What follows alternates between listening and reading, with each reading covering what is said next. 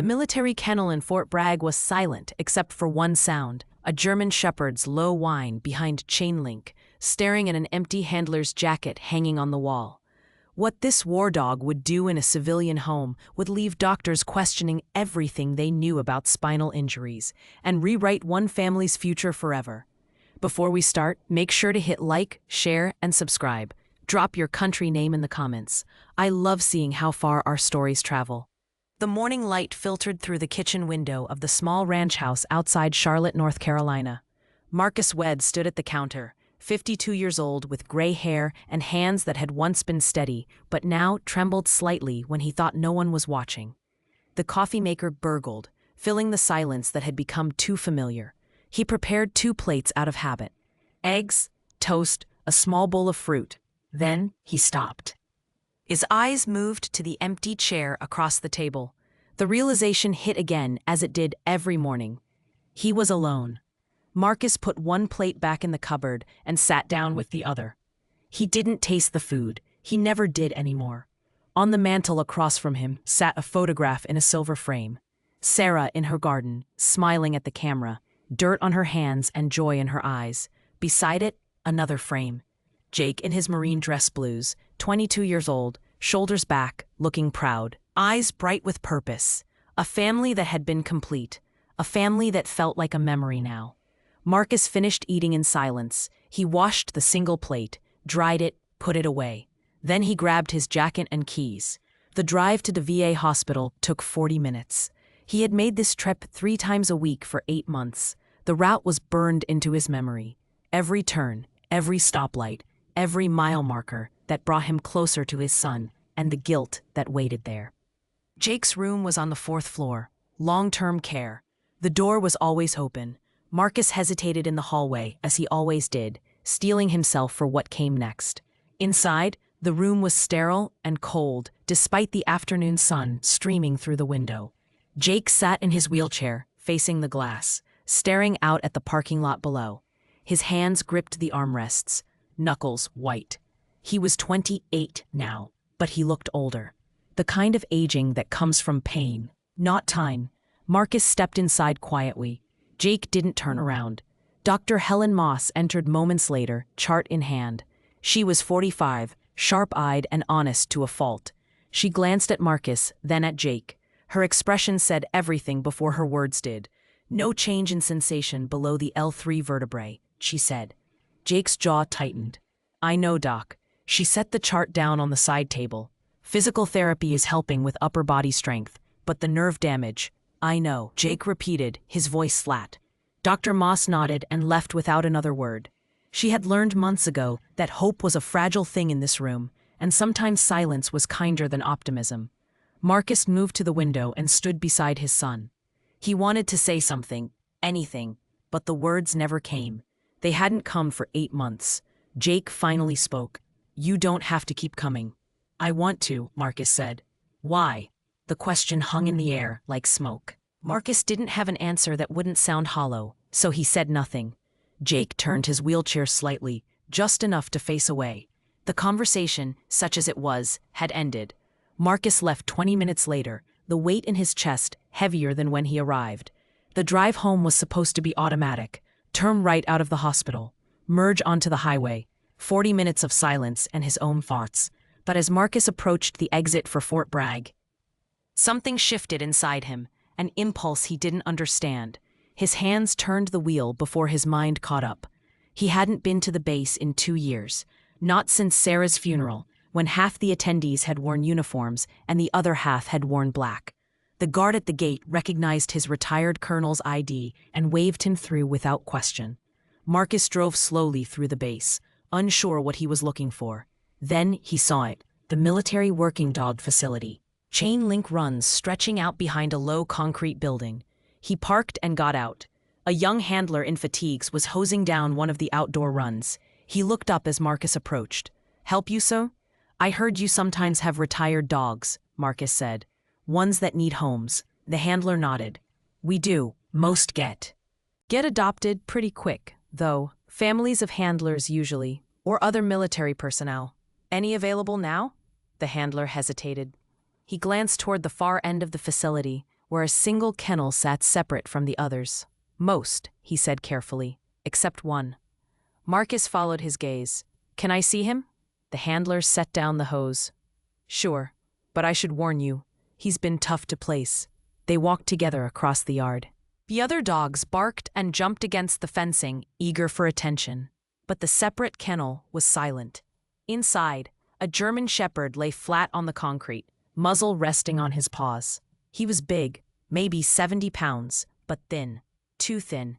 His ribs showed through dull fur. Scars crossed his right shoulder, pale lines against darker coat. A notch was missing from his left ear. His eyes were amber, fixed on nothing. What's his name? Marcus asked. Ranger, the handler said. 3 years old. His handler was KIA 8 months ago, Kandahar province. Marcus felt something cold settle in his stomach. 8 months? The handler pulled out a tablet and scrolled through records. His face changed.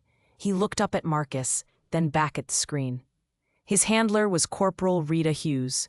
She was assigned to, he trailed off. His eyes widened slightly. Lieutenant Jacob Webb's unit. The world tilted. Marcus gripped the chain link to steady himself. That was my son's unit. The handler didn't speak for a moment. Then, quietly, I'm sorry, sir. Marcus looked at the dog. Ranger hadn't moved, hadn't acknowledged their presence. But his eyes, there was something in them. Not emptiness, waiting. Tell me about him, Marcus said. The handler exhaled. 70 pounds. Should be 85. He's underweight, won't eat much. He's got a prosthetic brace on his left hind leg from the blast, but he barely uses it. Doesn't respond to commands anymore. Doesn't respond to much of anything. He paused. We were going to put him down last month. Marcus's head snapped toward him. What? He's suffering, sir. Hasn't bonded with anyone since we recovered him. Just shuts down. The vet said it might be kinder. But you didn't. No. The handler's voice was soft. Something kept stopping me, like he was waiting for someone. Marcus turned back to the kennel. He crouched down slowly, his knees protesting. He reached through the chain link and extended his hand. Ranger's eyes shifted, focused. For the first time he moved. He lifted his head. Slowly, he stood. His left hind leg dragged slightly, the prosthetic brace scraping concrete. He limped forward 3 steps and stopped just out of reach. Then he pressed his muzzle against Marcus's palm. The contact was worn, solid, real. Marcus's throat tightened. He saw Jake's face in the dog's eyes. The same loss. The same unbearable weight. You were there, Marcus whispered. You saw what happened to him. Ranger's eyes didn't leave his. The handler shifted behind him. Sir, he hasn't responded to anyone like that, not once. Marcus stood. His decision was already made. Show me the paperwork. 20 minutes later, Ranger was loaded into the bed of Marcus's truck. He didn't resist, didn't bark, just climbed in carefully, favoring his good legs, and sat down. The drive home was silent. Marcus glanced in the rearview mirror every few minutes. Ranger sat upright, facing forward. The wind pushed through his fur. His eyes were closed. Not in fear, in something close to peace. It was the first moment of calm Marcus had seen in anything living for 8 months. When they arrived home, Ranger jumped down from the truck without hesitation. But he didn't explore the yard, didn't sniff the trees or mark territory. He walked directly to the front door and sat at attention. Marcus unlocked it. Ranger entered immediately. He moved from room to room with methodical precision, not sniffing, searching. He stopped at a closed door at the end of the hallway. Jake's old bedroom. Untouched since he left for basic training 10 years ago. Ranger scratched the door once, then he whined, low and mournful. Marcus's chest ached. He's not here, buddy. He's at the hospital. Ranger turned and looked at him. The amber eyes held understanding. Then the dog lay down in front of the door, facing it. He didn't move for 3 hours. That first night, Marcus prepared a dog bed in the living room. Soft cushions, a blanket that still smelled faintly of Sarah's lavender detergent. He set it near the couch where the evening light would be warm. Ranger ignored it completely. Instead, he returned. It turned to the hallway, to Jake's door. He lay down in the exact same spot as before, nose pointed toward the gap beneath the frame. Marcus tried coaxing him. Come on, boy. You'll be more comfortable here. Ranger's eyes opened briefly. They said something Marcus understood without words. I'm exactly where I need to be. Marcus gave up. He left the dog there and went to bed. Sleep didn't come easily. It rarely did anymore. But sometime after midnight, he drifted off. At 5:30 in the morning, Marcus's eyes opened. His alarm was set for 5:45. It hadn't gone off yet. A lifetime of military discipline meant he rarely needed it, but this was different.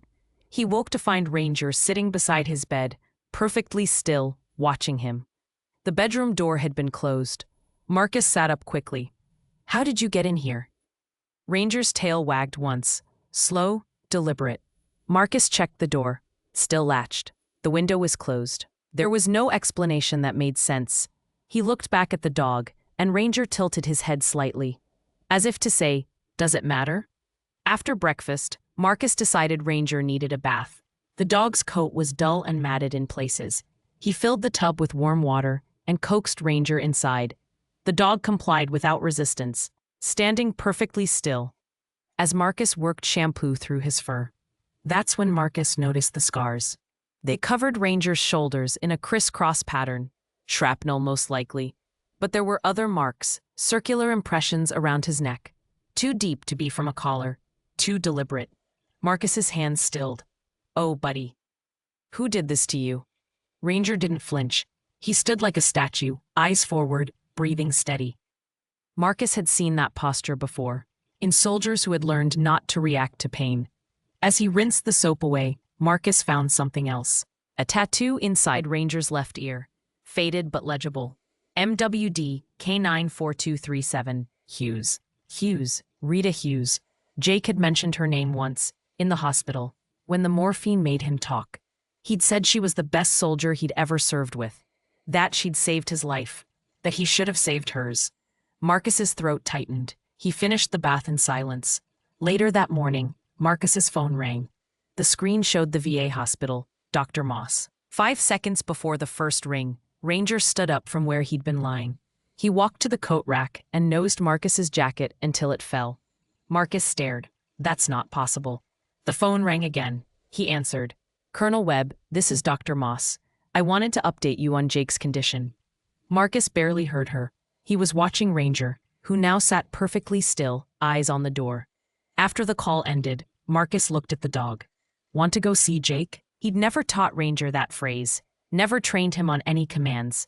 But the moment the words left his mouth, Ranger bolted for the front door. He stood beside it, waiting. Marcus grabbed his keys with shaking hands. The drive to the hospital took 40 minutes.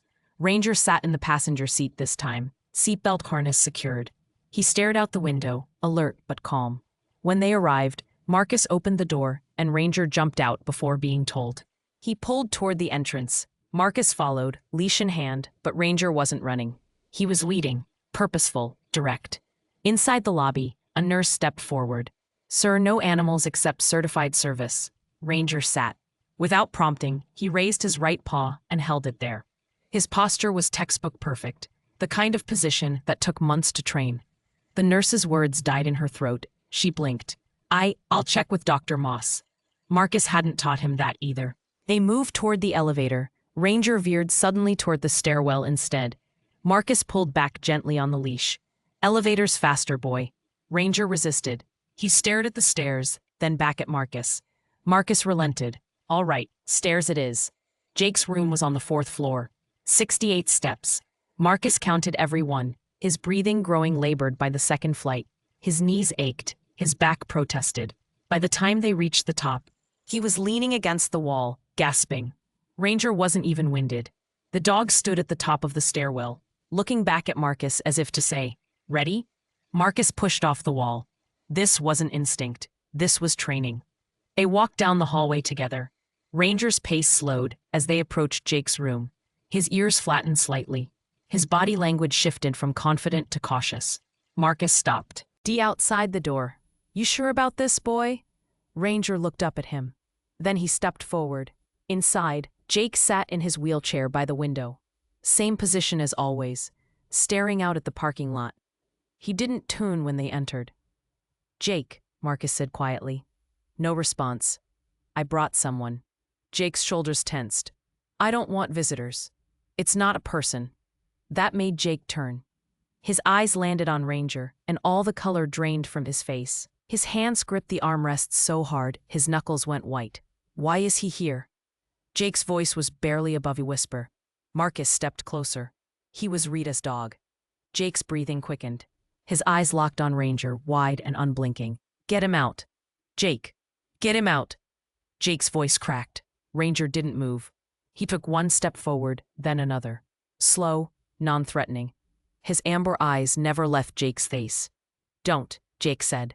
His voice broke. Don't do this. Ranger reached the wheelchair. He lowered his head and gently placed his muzzle on Jake's knee. Jake's hands came up as if to push him away, but they stopped midair. They hovered there, trembling. Then they dropped. One hand landed on Ranger's head. The touch was feather-light. Tears streamed down Jake's face. I couldn't save her. Ranger pressed closer. Jake's other hand joined the first, both now buried in Ranger's fur. His shoulders shook. Sobs tore from his chest. Raw and guttural. 8 months of grief pouring out in gasping waves. Marcus turned away, his own eyes burning. For 5 minutes, the only sound in the room was Jake crying and Ranger's steady breathing. Then the fire alarm shattered the moment. The piercing wail filled the hallway outside. Marcus's head snapped toward the door. What? Ranger's ears shot forward, but not toward the alarm, toward the window. A growl rumbled from deep in his chest. Low. Wrong. A sound that didn't match the moment. Marcus moved to the window. 3 floors below, smoke billowed from the parking garage. Black and thick. People were streaming out of the building's side exits, some in hospital gowns, others in street clothes. Fire, Marcus said. Jake wheeled closer to the window, wiping his face with his sleeve. Electrical, maybe, or a car. Ranger barked, twice, sharp and commanding. Jake froze. That's Rita's alert signal. Marcus looked at him. What? 2 barks. Staccato. She trained him to do that when something was wrong. Really wrong. Jake's face went pale. Something's about to happen. As if on cue, the lights flickered. Then went out. Emergency lighting kicked in, bathing the room in red. An announcement crackled over the intercom. All personnel and patients, evacuate immediately. Use stairwells. Do not use elevators. Marcus grabbed the back of Jake's wheelchair. Let's go. They moved into the hallway. It was chaos. Nurses rushed past, pushing gurneys and wheelchairs toward the stairwell. Families clutched each other. Someone was crying. The smoke alarms screamed. Marcus pushed Jake toward the stairs. But when they reached the entrance, a bottleneck had formed. Wheelchairs couldn't fit through the narrow doorway more than one at a time. People were shoving, voices rising. A nurse tried to manage the crowd. One at a time. Stay calm. Jake looked over his shoulder at Marcus. This is going to take too long. Marcus's jaw tightened. We'll wait our turn. Dad, look. Marcus followed Jake's gaze. Smoke was rising from the stairwell below. Not thick yet, but growing. Jake's voice was steady, despite the fear in his eyes. If that spreads, we're trapped. Ranger pulled hard on the leash. Marcus nearly dropped it. The dog was moving away from the crowd, back down the hallway, toward the opposite end of the floor. Ranger, no. The dog pulled harder, insistent. Jake grabbed Marcus's arm. Follow him. Jake, the stairs are. Follow him. Marcus hesitated only a second. Then he let Ranger lead. They moved quickly down the empty corridor. Ranger stopped at a service elevator. The door was slightly ajar, a maintenance sign hanging crooked on the handle. Ranger squeezed through the gap and barked. Marcus forced the door wider. Inside, the elevator car sat dark and silent. A manual override panel was visible on the wall. Jake stared. This shaft has independent ventilation. Goes straight to the basement loading dock. Marcus looked at his son. How do you know that? Rita and I used to sneak down here for coffee when the main cafeteria was packed. Jake's voice was distant, remembering. She said it was the safest route in Anne. An emergency. Ranger barked again. Marcus made the decision. He pushed Jake's wheelchair inside. The space was tight, but they fit. Marcus hit the manual override. The system groaned. Cables screeched somewhere above them. The elevator lurched downward. The elevator descended slowly, too slowly. The cables groaned with every foot. Marcus kept one hand on Jake's wheelchair and the other braced against the wall. The emergency lights inside flickered, casting red shadows across their faces. Jake gripped his armrests. His breathing was controlled but shallow. "This thing sounds like it's going to fall apart." "It won't," Marcus said, though he wasn't sure he believed it. Ranger stood between the wheelchair and the door, perfectly still, his eyes fixed on the floor indicator above the panel. 3, 2. The elevator shuddered. Then it stopped. Marcus hit the button again. Nothing. He tried the manual override. The system didn't respond. "We're stuck," Jake said quietly. Marcus checked the indicator. Between the second and first floors, he could see smoke beginning to seep through the thin gap where the doors met. The smell of burning plastic filled the small space. Jake started coughing. Marcus pulled his shirt up over his nose and mouth. "Cover your face." He hit the emergency call button. Static crackled through the speaker, but no voice came. He tried again. Still nothing. Ranger moved suddenly. He positioned himself directly in front of the control panel and barked once. Sharp, urgent. "What is it, boy?" Marcus asked. Ranger raised his front paw and struck the emergency stop button, the one Marcus hadn't touched. The system made a clicking sound. The lights flickered. Then the elevator dropped. Jake yelled. Marcus's stomach lurched. They fell 10 feet in less than a second before the brakes caught. The stop was jarring, violent. Jake's wheelchair rolled forward and hit the wall. Marcus crashed into the side railing, but they'd moved. The doors in front of them now showed a 6-inch gap at the bottom, basement level. Marcus dropped to his knees and tried to force the doors wider. His fingers found the gap, and he pulled. The metal didn't budge. He pulled harder. Nothing. "We need leverage," Jake said. Marcus looked around frantically. There was an emergency kit mounted on the wall. He ripped it open. Inside was a small crowbar. He jammed it into the gap and threw his weight against it. The door creaked but held. Ranger pushed forward. He wedged his body into the narrow opening and pressed with all 4 legs. His muscles strained. The prosthetic brace on his hind legs scraped against the floor, but he didn't stop. The door moved. 3 more inches. "Again," Jake said. "Both of you." Marcus repositioned the crowbar. On 3. 1, 2, 3. He pulled. Ranger pushed. The door groaned and gave another 6 inches, enough for a person to squeeze through, but not a wheelchair. Marcus turned to Jake. "I'll get help. Stay here." "No." Jake's voice was firm. "You'll carry me." "Jake, I can't." "Yes, you can." Jake locked eyes with his father. "We're not splitting up." Marcus hesitated. His back hadn't been right in years. His knees were worse. But he saw the look on Jake's face and knew there was no argument to be made. He positioned himself beside the wheelchair. "All right, arms around my neck." Jake complied. Marcus bent, slid one arm under Jake's knees and the other around his back. He lifted. Pain shot through his lower spine immediately. His legs shook. Jake was lean, but still close to 160 pounds of dead weight. Marcus gritted his teeth and turned toward the gap. "Leave the chair," Jake said. Marcus glanced back at it. The wheelchair had been Jake's prison for 8 months. The symbol of everything he'd lost. Leaving it behind felt significant in a way Marcus didn't have time to process. He stepped through the gap. Jake held tight against his chest. Ranger squeezed through behind them. They were in the basement loading dock. Concrete floors, cinder block walls, dim lighting. The smoke was less dense here, but still present. Visibility was maybe 20 feet. Marcus's arms screamed. He took 3 steps and had to stop. His back spasmed. He leaned against the wall, gasping. "Put me down," Jake said. "I've got you." "Dad, put me down." Marcus lowered Jake carefully to the floor. His son sat with his back against the wall, useless legs stretched out in front of him. For a moment, neither of them spoke. They just breathed. Ranger circled them once, then moved toward the far end of the dock. He stopped. And looked back. "He wants us to follow," Jake said. Marcus crouched down. "Can you get on my back? Fireman carry?" Jake nodded. With effort, Marcus helped position him. Jake's arms wrapped around his father's shoulders, legs hanging down. Marcus stood slowly, every muscle protesting. But he stood. They followed Ranger. The dog led them through a maze of storage rooms and maintenance corridors.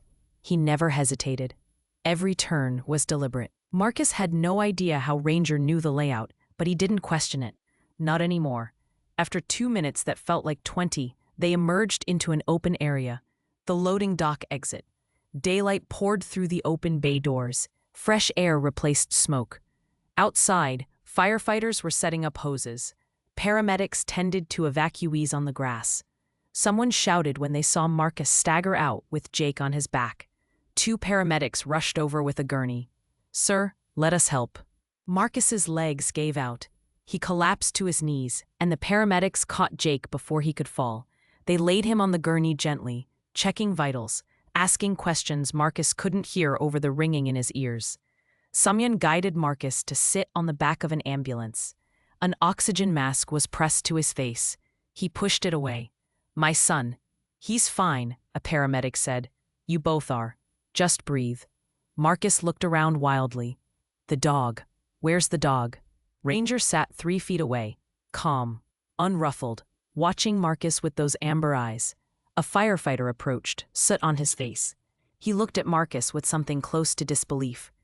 "You came out of the service elevator?" Marcus nodded, still catching his breath. "That shaft was flagged for maintenance. The cables were supposed to be replaced last month." The firefighter shook his head. "You're lucky you didn't drop 4 stories." Marcus turned to look at Ranger. The dog's tail wagged once. Lucky had nothing to do with it. An hour later, the fire was contained. Electrical malfunction in the parking garage. No casualties. Minor injuries only. The hospital would be operational again within days. Marcus sat on the grass beside Jake's gurney. His back ached. His hands still shook. But Jake was alive. They both were. Jake's voice was hoarse from smoke. He knew. Marcus didn't need to ask who. Yeah, the elevator. The route. All of it. Jake stared at Ranger, who lay in the grass a few feet away. "That's not normal." "No," Marcus agreed. "It's not." A nurse approached with a wheelchair. A temporary one from the ambulance. "Lieutenant Webb, we're taking you to County General for observation. Just precautionary." Jake nodded. As they lifted him onto the chair, his hand dropped over the side. His fingers grazed Ranger's head. The dog's eyes closed briefly. A moment of connection that needed no words. Marcus watched them. Father and son, son and dog. A triangle of brokenness beginning to fit together in ways he didn't understand, but couldn't deny. They loaded Jake into an ambulance. Marcus climbed in beside him. Ranger jumped in without being asked, curling up at Jake's feet. No one told him to get out. The doors closed, and they pulled away from the hospital. Through the back window, Marcus could see smoke still rising from the parking structure. The place where, just hours ago, everything had felt hopeless. Now, sitting in the cramped ambulance with his son and a dog that defied explanation, Marcus felt something he hadn't felt in 2 years. He felt like they might actually be okay. Jake's hand rested on Ranger's shoulders. His fingers moved slowly through the fur, tracing the scars beneath. He didn't speak, but his face had changed. The hard edges had softened. The wall he'd built between himself and the world had cracked. Ranger's breathing was steady, peaceful. Marcus leaned his head back against the ambulance wall and closed his eyes. His body hurt everywhere, but his chest felt lighter. Outside, sirens wailed. Inside, for the first time in 8 months, there was something close to silence. The kind that didn't ache. The kind that felt like the beginning of healing. The ambulance turned a corner, and sunlight streamed through the window. It fell across Jake's face, across Ranger's fur, across Marcus's tired hands. For just a moment, everything was golden. County General released Jake after 6 hours of observation. Smoke inhalation, minor. Vitals, stable. They sent him home with a new wheelchair and instructions to rest. Marcus drove them back to the ranch house in silence. Jake sat in the passenger seat, staring out the window. Ranger occupied the back seat, head resting on the center console between them. When they arrived home, Marcus helped Jake inside. The temporary wheelchair was narrower than his old one, easier to maneuver. Jake rolled himself to the living room and stopped in front of the couch. "I'm staying here tonight," he said. Marcus paused. "Your room at the hospital? I'm not going back there." Jake's voice was firm, Not tonight. Marcus didn't argue. He brought pillows and blankets, arranged them on the couch. Jake transferred himself from the chair with practiced efficiency, though Marcus saw the strain in his arms. Ranger lay down on the floor beside the couch, close enough to touch. That night, Marcus couldn't sleep. His mind kept replaying the elevator, the smoke, the impossible certainty in Ranger's movements. At 2 a.m, he gave up and went to the kitchen. He found Ranger's adoption papers on the counter where he'd left them. He read through them again, searching for something he'd missed. The medical history section listed injuries: shrapnel wounds, fractured femur, broken jaw, all sustained 8 months prior. But there was something else. A note at the bottom, handwritten: behavioral assessment pending, specialized training review required. Specialized training. Marcus opened his laptop. He typed MWD K94237 into the search bar. Nothing. He tried military working dog Hughes. General results about K9 units, but nothing specific. He sat back, frustrated. His phone was on the table. He stared at it for a long moment, then picked it up. He scrolled through his contacts until he found a name he hadn't called in 3 years. Captain David Torres, Jake's former commanding officer. Marcus hesitated. It was 2 a.m, but something told him this couldn't wait. He dialed. Torres answered on the 4th ring. His voice was groggy. "Colonel Webb, I'm sorry to wake you, Captain." There was a pause, sounds of movement on the other end, a door closing. "Is Jake all right?" "He's fine. We're both fine." Marcus exhaled. "I need to ask you about a dog." Another pause. Longer this time. "What dog?" "Ranger. Military working dog K94237. He was Rita Hughes's dog." The silence stretched. Marcus could hear Torres breathing. "How did you get him?" Torres' voice had changed. Careful now, guarded. "The kennel at Bragg. They were going to put him down." "Jesus." Torres exhaled sharply. "Colonel, I need you to tell me exactly what's happened since you brought him home." Marcus recounted everything. The elevator. The route Ranger knew. The way he'd understood commands never taught. The fire alarm he'd reacted to before anyone else.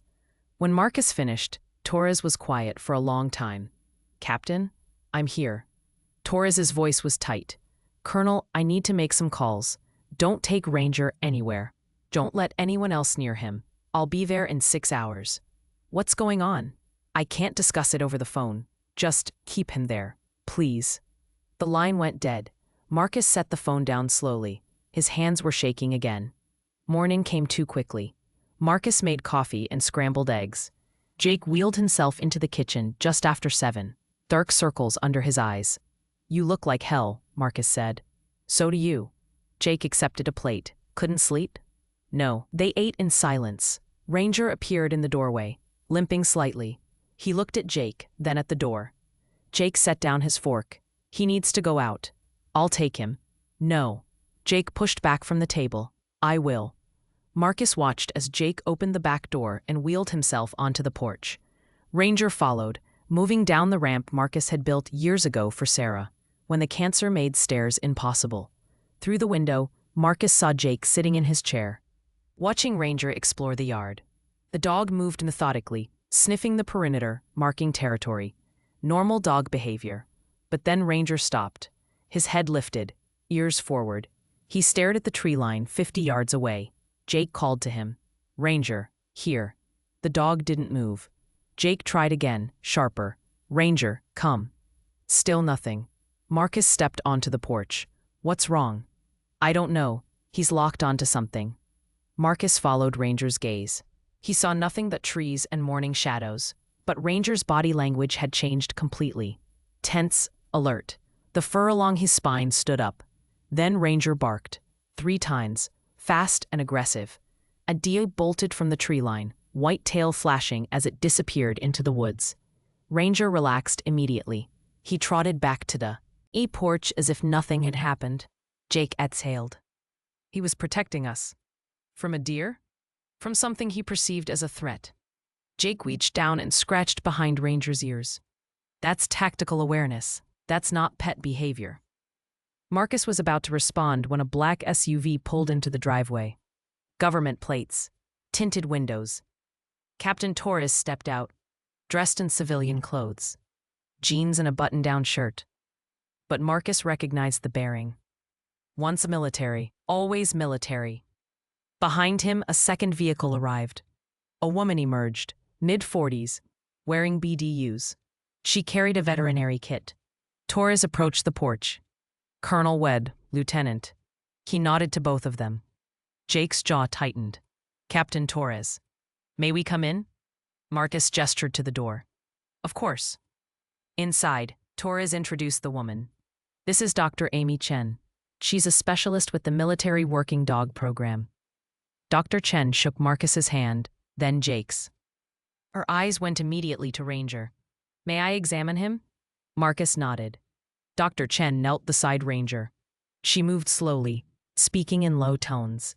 Ranger allowed her to touch him, check his eyes, his ears, feel along his ribs. She spent extra time on the scars. "How has his behavior been?" she asked without looking up. Marcus and Jake exchanged glances.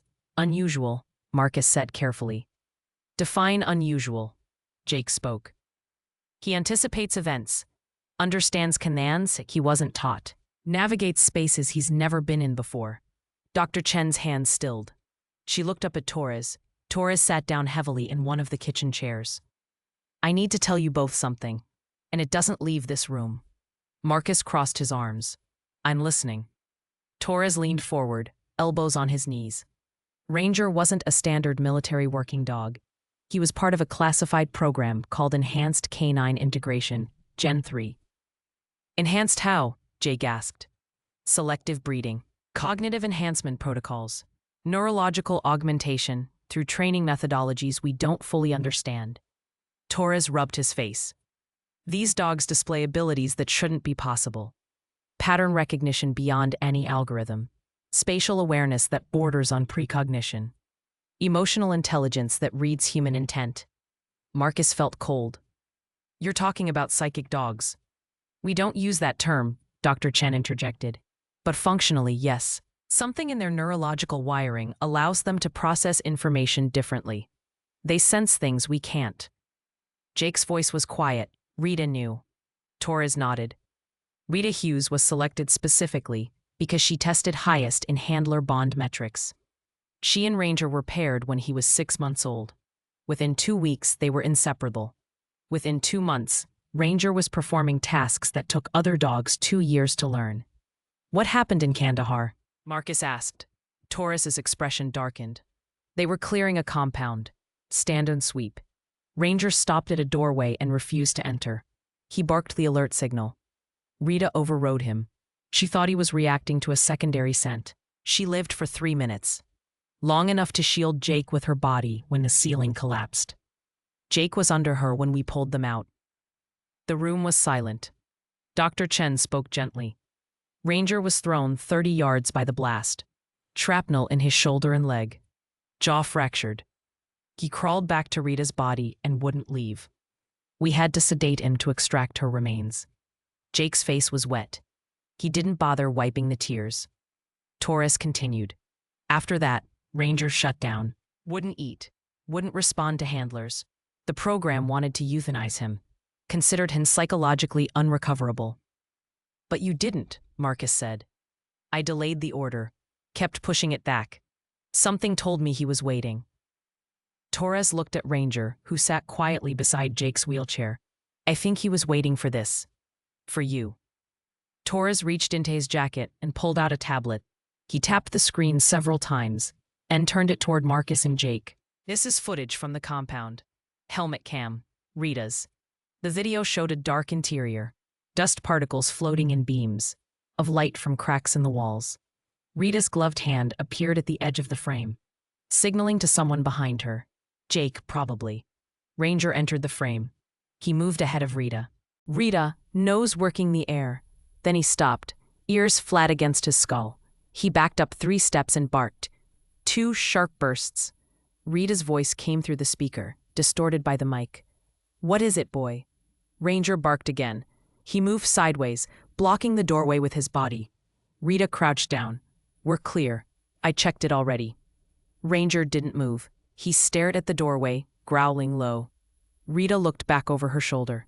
Jake, hold position. Ranger's acting weird. A male voice responded. Jake's voice, younger, steadier than Marcus had heard in months. Trust him, Rita. He's never wrong. There's nothing there. Scan came back clean. Ranger barked a third time. Louder, more urgent. Rita stood. I'm going in. Cover me. Rita, wait. She stepped through the doorway. The explosion was deafening, even through the small tablet speaker. The camera view spun wildly. Dust and smoke filled the screen.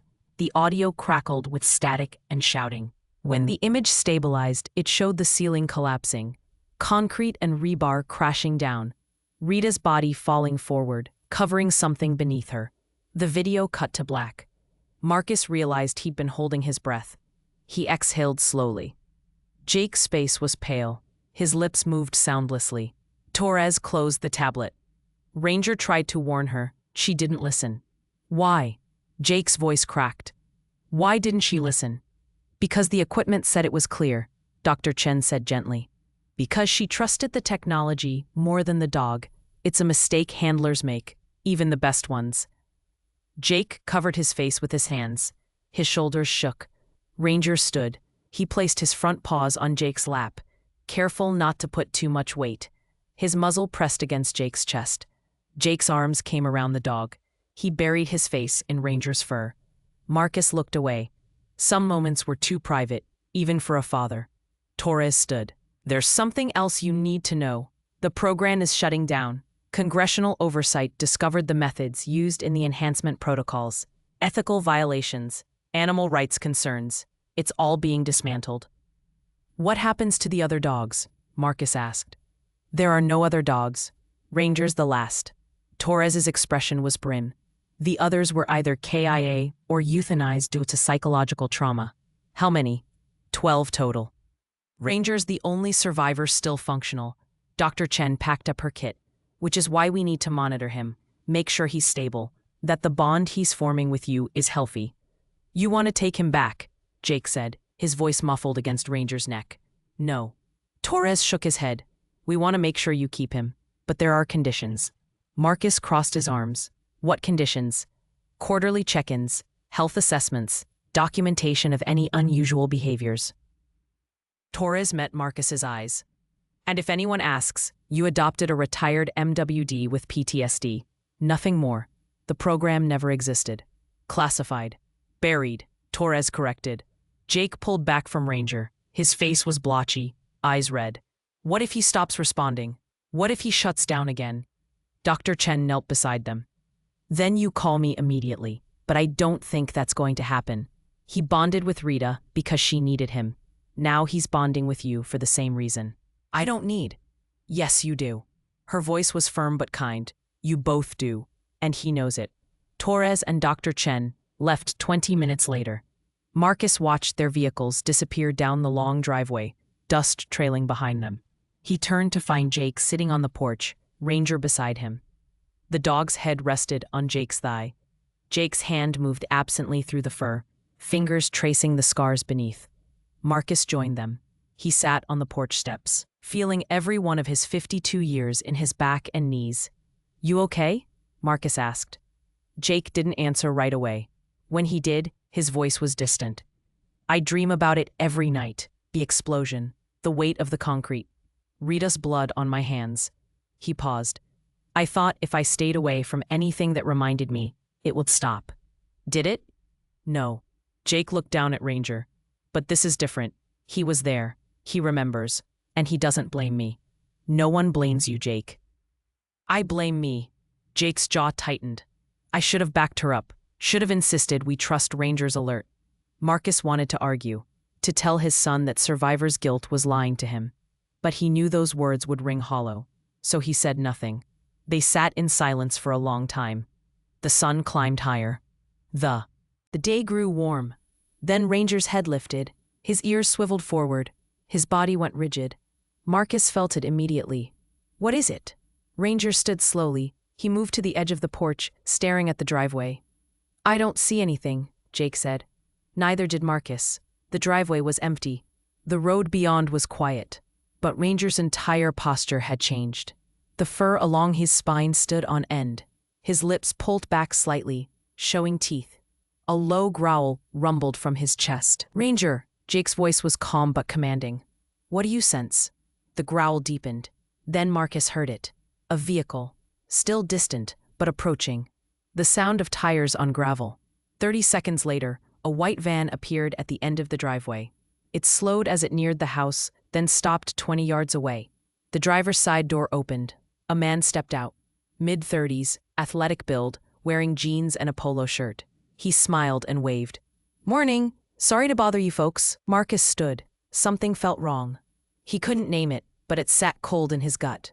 "Can I help you?" Marcus called back. The man approached slowly, hands visible, non-threatening. "I'm looking for a dog, German Shepherd. He went missing from my property about 2 weeks ago." Marcus's spine went cold. "What makes you think he's here?" "Got a tip from someone at the base. Said a retired colonel adopted a shepherd recently." The man's smile never wavered. "Just want to make sure it's not my dog. Mind if I take a look?" Ranger's growl intensified. He moved between Jake's wheelchair and the stranger, body low, ready. Jake's hand dropped to Ranger's back. "Easy, boy." The man stopped 10 feet from the porch. His eyes locked on Ranger. Something flickered across his face. Recognition, and something else. "That's him," the man said. "That's my dog." "No, he's not." Jake's voice was steel. "He's a military working dog, retired. Adopted through official channels." "I don't care about official channels. That dog was stolen from my breeding facility 6 months ago." The man's smile faded. "He's worth $30,000. I want him back." Marcus stepped in front of Jake. "You need to leave. Now." The man reached into his pocket. Marcus tensed, but he only pulled out a phone. "I'm calling the police. You're harboring stolen property." "Do it," Marcus said, "and I'll call the Department of Defense. Let's see whose claim holds up." The man's jaw tightened. He lowered the phone slowly. His eyes moved from Marcus to Jake to Ranger. Calculating. "This isn't over," he said quietly. He turned and walked back to his van. The engine started and he drove away slowly. Too slowly. Like he was memorizing the property. Marcus watched until the van disappeared. Jake's hands were shaking. "Dad, what was that?" "I don't know." Marcus pulled out his phone. "But I'm calling Torres." Ranger remained at the edge of the porch, staring down the driveway long after the van was gone. His body was still tense, still ready. Whatever had just happened, it wasn't finished. Marcus felt it in his bones. The way he'd felt incoming mortars in Iraq. The way he'd felt the phone call coming that told him Sarah's cancer had spread. Something was coming. And Ranger knew it too. Torres arrived within an hour. He wasn't alone. 2 military police officers flanked him, both armed. They swept the property perimeter while Torres stood on the porch with Marcus and Jake. "Describe him again," Torres said, tablet in hand. Marcus repeated everything. White van, no plates visible. Mid-30s, athletic. Claimed Ranger was stolen from a breeding facility. Torres's expression darkened. "There's no breeding facility registered within 200 miles of here, and even if there were, Ranger's microchip is registered to the Department of Defense. No civilian claim would hold." "So who was he?" Jake asked. Torres exchanged a glance with one of the MPs. "We have suspicions, nothing confirmed." "Tell us," Marcus said. Torres hesitated, then nodded. When the enhanced canine program was active, there were parties interested in acquiring the dogs. Private military contractors, foreign governments, even domestic research groups. The protocols used to develop these animals are worth millions. "You think someone's trying to steal him?" Jake's hand dropped to Ranger's head protectively. "Or study him. Reverse engineer the training. There's a black market for this kind of asset." Torres crouched beside Ranger, examining him carefully. "Has he shown any signs of distress since the encounter?" "No," Marcus said. "Just alert." He's been watching the driveway. "Good. That means his threat assessment is functioning." Torres stood. "I'm posting a detail here. 2 officers. Rotating shifts. They'll stay until we identify who made contact." Jake frowned. "For how long?" "As long as it takes." The MP set up a perimeter monitoring system. Motion sensors at the property line. Cameras covering all approaches. They worked efficiently, without conversation. By evening, the house felt like a forward operating base. Marcus made dinner. Grilled chicken and vegetables. Jake sat at the kitchen table, quiet, picking at his food. Ranger lay beneath the table, head on his paws, but his eyes were open, watching. "You should eat," Marcus said. Jake set down his fork. "I can't stop thinking about what Torres said, about people wanting to use him. They won't get the chance." "How can you be sure?" Marcus met his son's eyes. "Because we won't let them." Outside. The sun set in streaks of orange and red. The MPs changed shifts, new faces, same vigilance. At 11 p.m., Marcus checked on Jake. He found him on the couch, asleep, one arm draped over Ranger. The dog was awake, eyes reflecting the dim light from the hallway. Marcus approached quietly. "You're keeping watch, aren't you, boy?" Ranger's tail thumped, once against the floor. Marcus sat in the armchair across from them. "I don't know what you are. Enhanced, trained, something else." He paused. "But I know you're keeping my son safe. So thank you." Ranger's ears swiveled toward him. A moment of acknowledgement. Marcus closed his eyes. "Just for a minute," he told himself. He woke to Ranger's growl. The room was dark. The clock on the wall read 3:47 a.m. Marcus sat up quickly, adrenaline flooding his system. Ranger stood in the center of the room, facing the front door. His hackles were raised. The growl was continuous, deep, vibrating through the floor. Jake stirred. "What's happening?" Marcus moved to the window and pulled the curtain back slightly. Outside, the motion sensor lights had activated. He saw nothing at first. Then movement. A shadow crossing the yard, too deliberate to be an animal. "Someone's out there," Marcus whispered. Jake wheeled himself to the window. "Where are the MPs?" Marcus grabbed his phone. He dialed the number Torres had given him. It rang 4 times before someone answered. "Officer Grant." "This is Colonel Webb. Someone's on my property. Where's your detail?" "Sir, I'm looking at the feeds now. I don't see." He stopped. "Wait."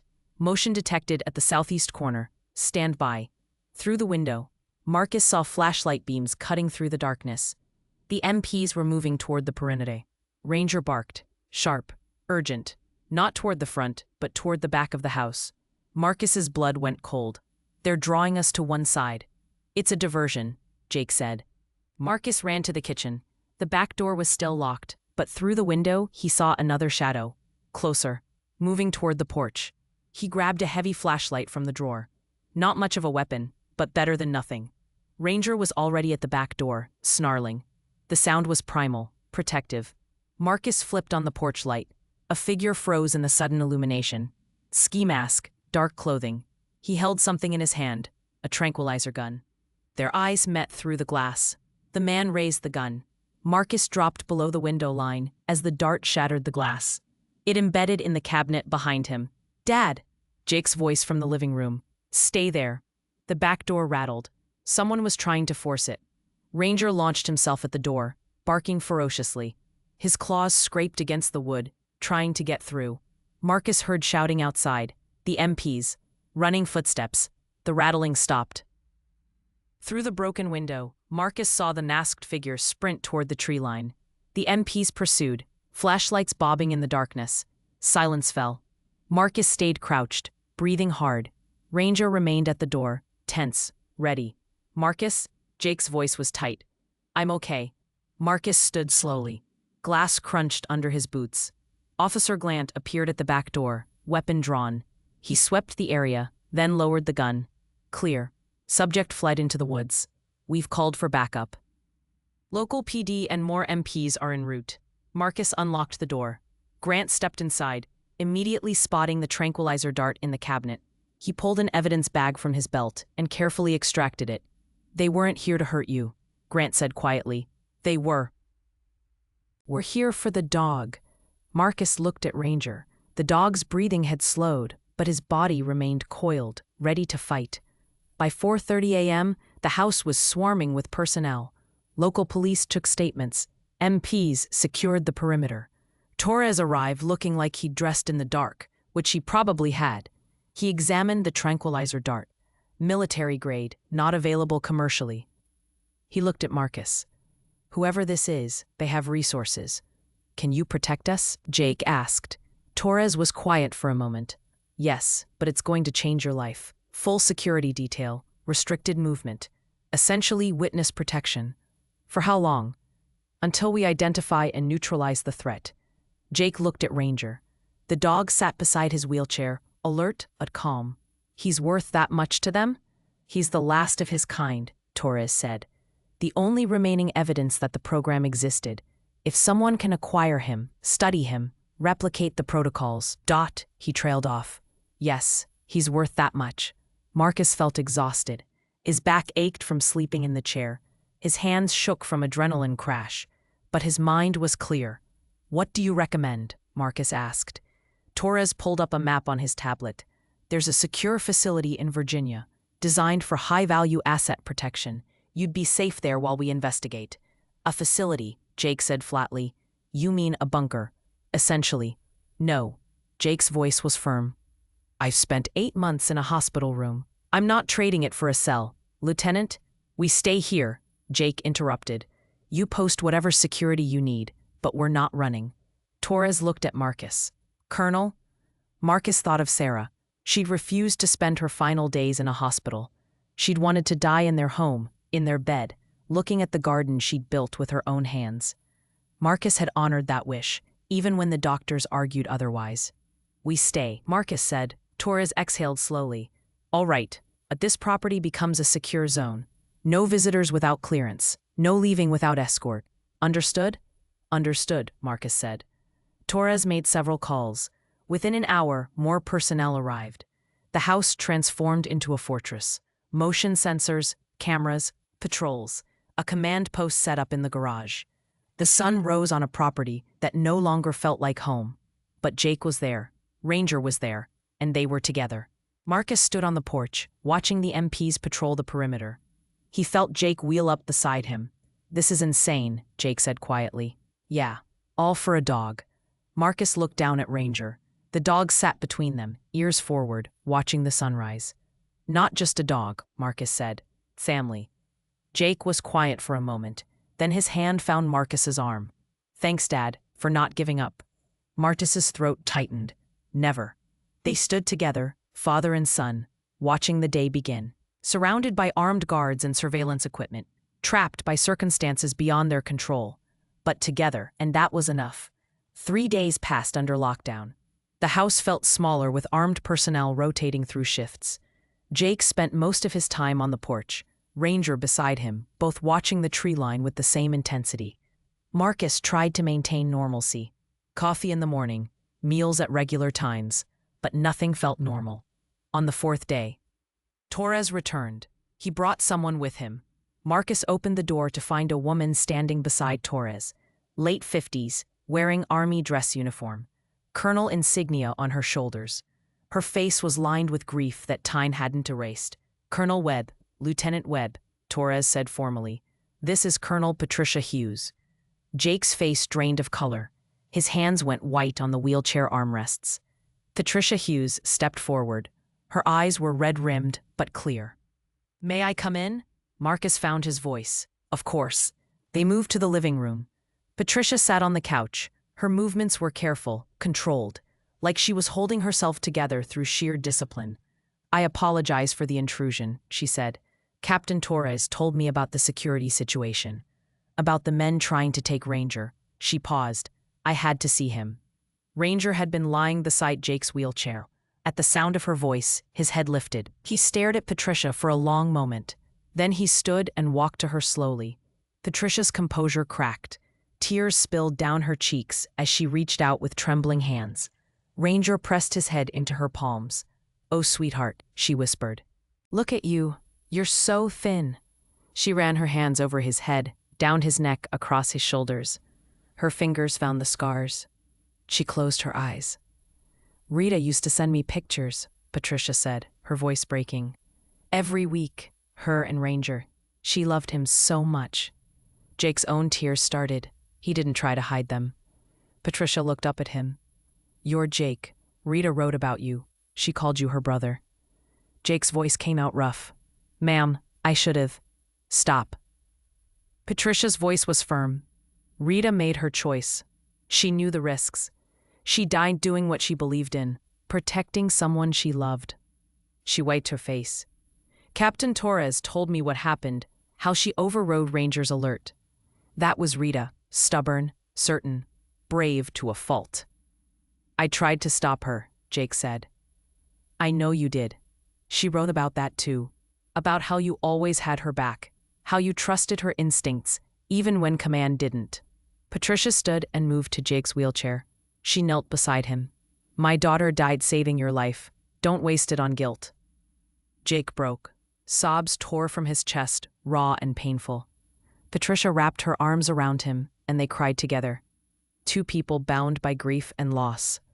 Marcus turned away, his own eyes burning. Torres touched his shoulder. Let's give them a moment. They stepped onto the porch.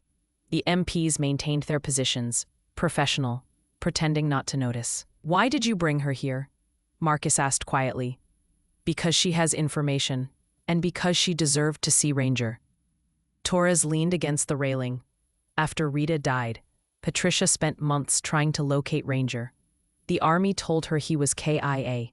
When she pressed for details, they stonewalled her.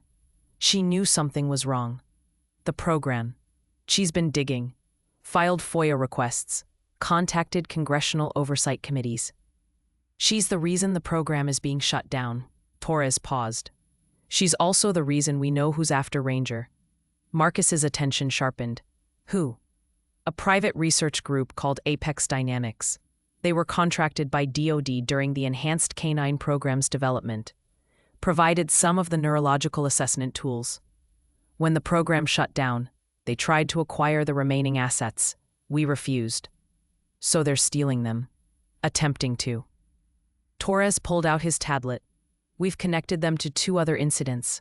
Dogs disappearing from adoption facilities. One was recovered, the other wasn't.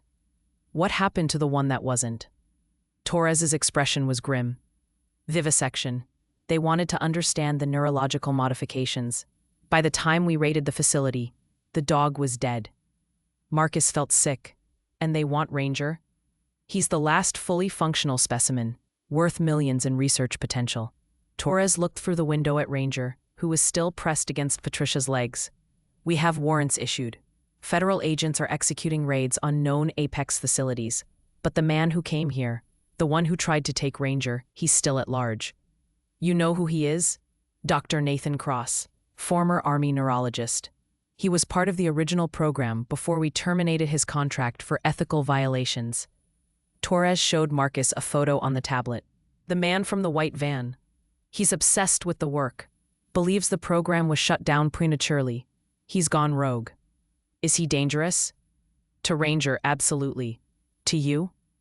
Torres hesitated. He's desperate. Desperate people make bad decisions. Inside, Patricia's voice carried through the door. Marcus and Torres returned to the living room. Patricia was holding a frame. She handed it to Jake. I brought this for you. Jake took it with shaking hands. Inside was a photograph. Rita in full combat gear, Ranger sitting beside her, and Jake in the background. All three were laughing. A moment of joy before everything fell apart. Rita's handwriting covered the back. Jake turned it over and read aloud, his voice breaking. If anything happens, make sure he finds a good home. He deserves better than war. Love you all. R. Jake pressed the frame to his chest. Patricia touched his shoulder. She'd want you to have him, want you to have each other. Ma'am, I can't. You can. You will. Patricia's voice was strong despite her tears. My daughter trusted you with her life. Now I'm trusting you with her legacy. She stood and moved to Marcus. Colonel Webb, Captain Torres told me what you've done. Taking Ranger in, protecting him, protecting my daughter's memory. She extended her hand. Thank you. Marcus shook it. Her. Our grip was firm, soldier to soldier. Patricia turned to Torres. What happens now? We maintain security until Cross is apprehended. After that, Ranger's adoption will be finalized. No more questions, no more oversight. And the program's records? Sealed, classified. Buried so deep no one will find them. Torres met her eyes. Your daughter's work, her sacrifice. It'll be remembered by the people who matter, but the details stay hidden. Patricia nodded. Good. Rita wouldn't want Ranger turned into a science experiment. She'd want him to have a life. She knelt one last time beside Ranger. She kissed his head, whispered something Marcus couldn't hear, then stood. Take care of him, she said to Jake, and let him take care of you. Jake's voice was thick. I will, I promise. Patricia left with Torres. Marcus watched through the window as they drove away. When he turned back, Jake was staring at the photograph. Ranger's head rested on his lap. "She looks happy," Jake said quietly. Marcus moved closer. In the photo, Rita's smile was bright, unguarded, the smile of someone who didn't know death was coming. "She was with family," Marcus said, "with people she trusted." Jake's fingers traced Rita's face through the glass. "I miss her. I know. But having him here," Jake looked down at Ranger. "It helps. It feels like she's still watching out for me." Marcus pulled a chair over and sat beside his son. "Maybe she is." They sat in silence, the photograph between them. Outside, the MPs patrolled. The cameras watched. The sensors detected nothing. But inside, something had shifted. The grief was still there, heavy and real. But it was shared now, carried between three beings who understood loss. Jake finally set the photograph on the side table. "Dad, I need to tell you something." Marcus waited. "When I got hurt, when I woke up in that hospital and couldn't feel my legs," Jake's voice cracked. "I wanted to die. Every day. Every single day. I thought about ways to end it." Marcus's chest constricted. "Jake." "But I didn't. Because I kept thinking about Rita. About how she died to give me a chance. And I couldn't waste that. Even if it hurt. Even if every day felt impossible." Jake looked at Ranger. "But I was just surviving. Just existing. Until you brought him home." Ranger's tail wagged slowly. "He gave me a reason," Jake continued. "Something to care about besides the pain. Someone who needed me as much as I needed him." He looked at Marcus. "So thank you, for not giving up on me. For bringing him home." Marcus's throat was too tight to speak. He reached out and gripped Jake's shoulder. They sat like that, father and son, while the afternoon light faded. Ranger dozed between them. The house, despite the armed guards and surveillance equipment, felt more like home than it had in years. Outside, the sun began to set. The sky turned gold, then orange, then deep purple. Marcus thought about Sarah, about how she'd always said that healing didn't come from forgetting pain. It came from finding something worth remembering joy for. He looked at Jake and Ranger, and he understood. This was worth it. All of it. 6 weeks later, the lockdown ended. Federal agents had apprehended Dr. Nathan Cross, attempting to cross into Mexico. Apex Dynamics was shut down, its assets seized, executives facing federal charges. The threat was over. The MPs packed their equipment and left. The cameras came down. The sensors were removed. The house returned to silence. Marcus stood on the porch, watching the last vehicle disappear down the driveway. The quiet felt strange after weeks of constant activity. Jake wheeled out beside him. "Feels empty now." "Yeah." Ranger trotted down the ramp and into the yard. He moved with more confidence now. The limp was still there, but less pronounced. He'd gained weight. His coat had regained its shine. "He looks good," Marcus said. Jake smiled. "He does." They'd established a routine over the past weeks. Morning walks around the property. Jake had started doing upper body exercises while Ranger ran circles around him. Afternoons on the porch. Evenings watching old movies with Ranger sprawled across both their laps. Jake had laughed 3 times in the past week. Real laughter. The sound made Marcus's chest ache with relief. "Torres called this morning," Marcus said. "Ranger's adoption is finalized. All records sealed. As far as anyone's concerned, he's just a retired MWD with PTSD." "Good." Jake watched Ranger sniff the perimeter. "He's earned his peace." That afternoon, Marcus's phone rang. Unknown number. Ray. He almost didn't answer, but something made him pick up. "Colonel Webb, this is Dana Morrison from Channel 7 News." Marcus tensed. "How did you get this number?" "We're running a story on the fire at the VA hospital. The elevator rescue. We'd love to interview you and your son." No comment. "Sir, the story's already getting attention. Security footage from the hospital has been shared online.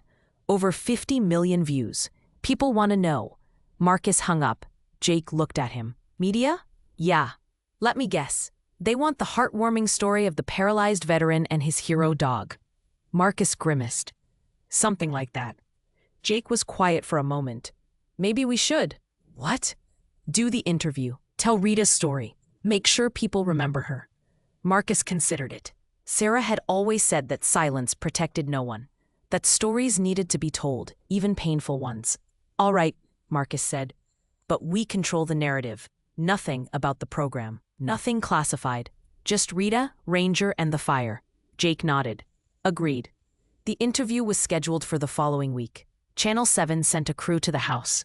They set up on the porch, the same spot where Marcus and Jake had spent so many quiet afternoons. Dana Morrison was professional, respectful. She asked about the fire, the evacuation, Ranger's role. Jake spoke about Rita, about her courage, her sacrifice, her love for Ranger.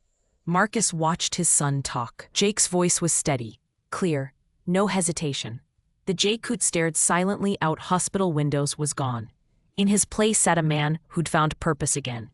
When the interview ended, Dana shook their hands.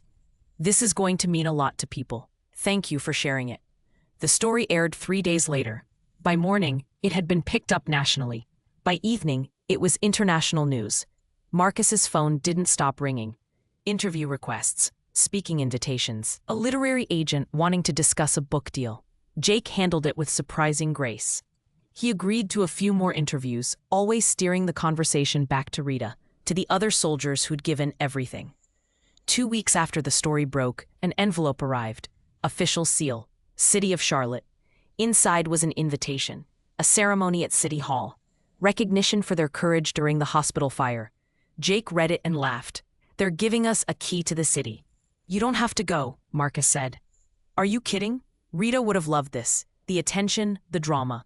Jake's smile was genuine. "We're going." The ceremony was held on a Saturday afternoon. City Hall Plaza was packed. At least 200 people. Veterans in dress uniforms. Families. Press. Marcus pushed Jake's wheelchair through the crowd. People reached out to shake Jake's hand, to touch Ranger's head. The dog tolerated it with patience, though his body language said he'd rather be home. The mayor gave a speech, talked about heroism, sacrifice, community. He presented Marcus and Jake with framed certificates and brass keys. Jake accepted his with a nod. When the mayor stepped back, Jake wheeled forward to the microphone. The crowd quieted. "I'm not a hero," Jake said. His voice carried across the plaza. The hero was Corporal Rita Hughes. She died 8 months ago in Afghanistan, protecting me and our unit. The dog you see here today was hers. His name is Ranger. He was with her when she fell. Jake paused. His hands gripped the wheelchair. "Rita taught me that courage isn't about not being afraid. It's about doing what's right even when you're terrified. She lived that, died for it. And Ranger carries that legacy." He looked down at the dog beside him. "So when you think about heroes, don't think about me. Think about Rita. Think about the thousands of soldiers who don't come home, who give everything so we can stand here safely." The crowd was silent. Then someone began clapping. Others joined. Within seconds, the entire plaza was applauding. Some were crying. Jake backed away from the microphone. His own eyes were wet, but he was smiling. After the ceremony, as people dispersed, an older woman approached. She walked slowly, leaning on a cane. She stopped in front of Jake's wheelchair. "Lieutenant Webb?" Jake looked up. "Yes, ma'am. I'm Helen Torres." David's mother. Jake's expression changed. "Captain Torres's mother?" She nodded. "David told me what you've been through, what you're still going through." She reached out and touched Jake's hand. "My son came home from Iraq 20 years ago. He was whole on the outside, broken on the inside. Took him years to find his footing again." "I didn't know," Jake said quietly. "Not many do, but I wanted you to know that healing isn't a straight line. It's messy, painful, full of setbacks." She squeezed his hand. "But it's possible. You're proof of that." Jake's throat worked. "Thank you." Helen looked at Ranger. "And you beautiful creature. Thank you for taking care of him." Ranger's tail wagged. As Helen walked away, Jake sat very still. Marcus crouched beside him. "You okay?" "Yeah." Jake's voice was thick. "I'm okay."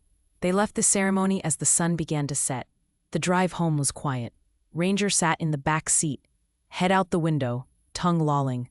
When they arrived at the house, Jake didn't go inside immediately. He wheeled to the edge of the porch and looked out at the yard, the tree line, the sky turning gold and pink. Marcus joined him. "What are you thinking?" Jake was quiet for a long moment.